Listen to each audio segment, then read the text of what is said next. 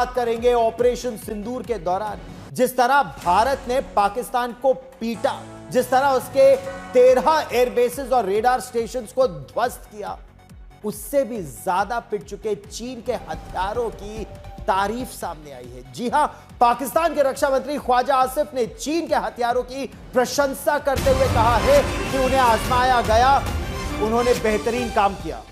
बिल्कुल खास बात यह है कि यह वीडियो चीन की सरकारी मीडिया ग्लोबल टाइम्स ने जारी किया, जिसमें ख्वाजा आसिफ ने कहा कि पाकिस्तान आगे भी चीन से हथियार खरीदता रहेगा। हालांकि ऐसा कहते हुए उनकी जुबान थोड़ी बहुत लड़खड़ाई भी और चीन के चिंगदियाओ में एससीओ के रक्षा मंत्रियों की बैठक में पाकिस्तान के रक्षा मंत्री ख्वाजा आसिफ भी शामिल हुए थे। इस दौरान सिर झुकाए बिना नजरें मिलाए उन्होंने चीन के हथियारों की जो झूठी तारीफ की वो आप भी सुन लीजिए।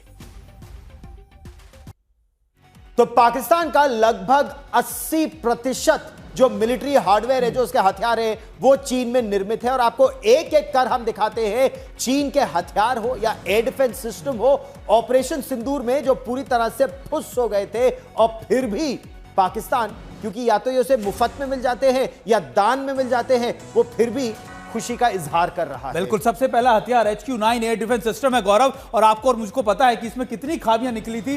पिछले 1-2 साल के अंदर ही करीबन 300 से ज्यादा खामियां पाकिस्तान ने ये रजिस्टर की थी चीन को, लेकिन चीन ने उस पर कुछ नहीं किया। गौरव, HQ-9 एयर डिफेंस सिस्टम लंबी दूरी तक सतह से हवा में मार करने वाली मिसाइल डिफेंस प्रणाली है, जिसे पाकिस्तान ने अपनी वायु रक्षा के लिए 2019 में बालाकोट में भारत ने जो हमला किया था उसके बाद खरीदकर तैनात किया था। ऑपरेशन सिंदूर के दौरान भारतीय वायुसेना ने इसके रेडार्स को पूरी तरह से ध्वस्त कर दिया था। बिल्कुल, और सबसे कमाल बात यह कि भारतीय मिसाइलों और फाइटर जेट्स जैसे राफाल हो, ब्रह्मोस ने इस सिस्टम को आसानी से चकमा भी दे दिया और लगातार आप कह सकते हैं कि इसको ध्वस्त भी कर दिया।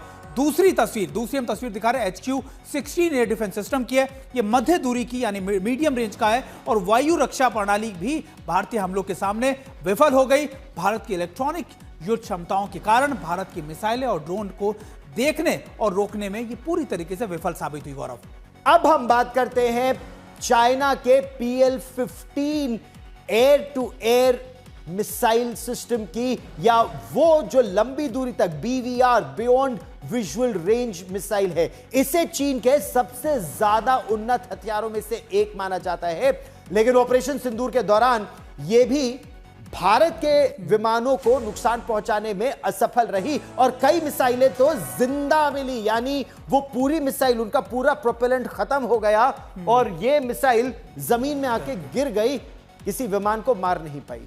और देखिए, ये लगातार लंबी फेहरिस्त है जो हम आपको दिखाएंगे। अब अगली बात करते हैं JF-17 फाइटर जेट की।